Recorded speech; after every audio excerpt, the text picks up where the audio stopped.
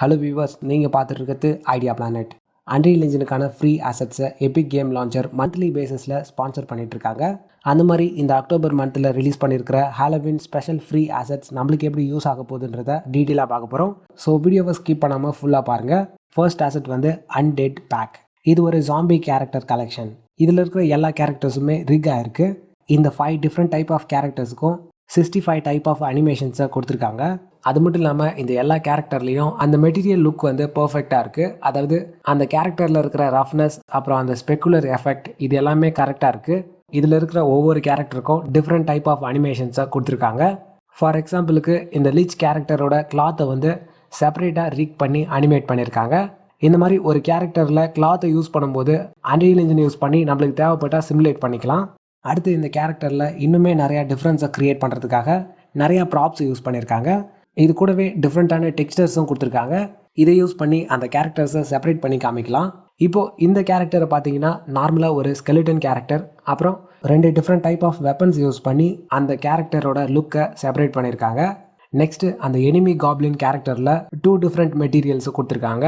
இந்த மாதிரி இந்த மெட்டீரியல்ஸை அந்த கேரக்டரில் அப்ளை பண்ணும்போது நம்மளுக்கு ஒரு டிஃப்ரெண்ட்டான கேரக்டர் கிடைக்கும். இந்த மாதிரி ஒவ்வொரு கேரக்டரோட டெக்ஸ்டரை பேஸ் பண்ணி அந்த கேரக்டரில் ஒரு டிஃப்ரென்ஸை கொண்டு வர முடியும். இன்னும் நிறைய டீட்டெயில்ஸுக்கு நம்ம இந்த பேஜோட டிஸ்கிரிப்ஷனை செக் பண்ணி பார்க்கலாம். இதில் அந்த டெக்ஸ்டரோட குவாலிட்டியை நம்ம செக் பண்ணி பார்த்துக்கலாம்.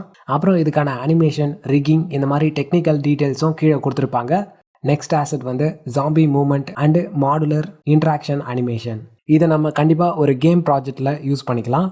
இதில் ஜாம்பிஸோட அனிமேஷன்ஸ் நிறையா இருக்குது. லைக் அந்த ஜாம்பியோட பைட்டிங் அனிமேஷன், அது கூடவே அதுக்கு ரியாக்ட் ஆக வேண்டிய ஆப்போசிட் கேரக்டரோட அனிமேஷனையும் கொடுத்துருக்காங்க.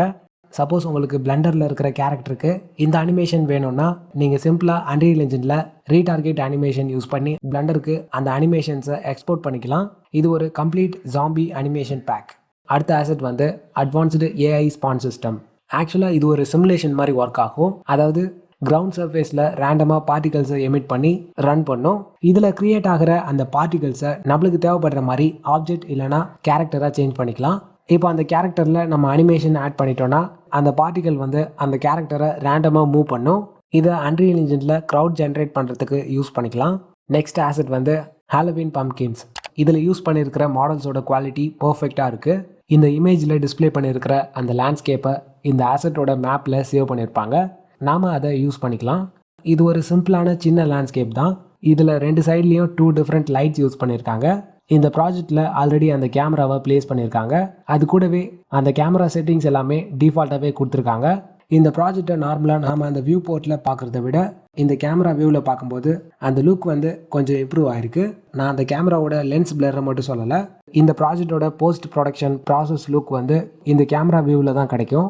இந்த ஆசட்டில் இந்த நைட் டைமுக்கான ஒரு மேப் மாதிரி டே டைமுக்கான மேப்பை கொடுத்துருக்காங்க. நெக்ஸ்ட் ஆசட் வந்து modular research facility mega bundle. இதில் 4 டிஃப்ரெண்ட் டைப் ஆஃப் லேண்ட்ஸ்கேப்பை கொடுத்துருக்காங்க.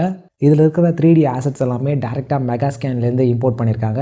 இந்த லேண்ட்ஸ்கேப்பில் நிறையா டீட்டெயில்ஸ் இருக்குது. நம்மளுக்கு தேவைப்படுற மாதிரி இதை கேம் ப்ராஜெக்ட் இல்லைனா ஃபிலிம் ப்ரொடக்ஷனுக்கு யூஸ் பண்ணிக்கலாம்.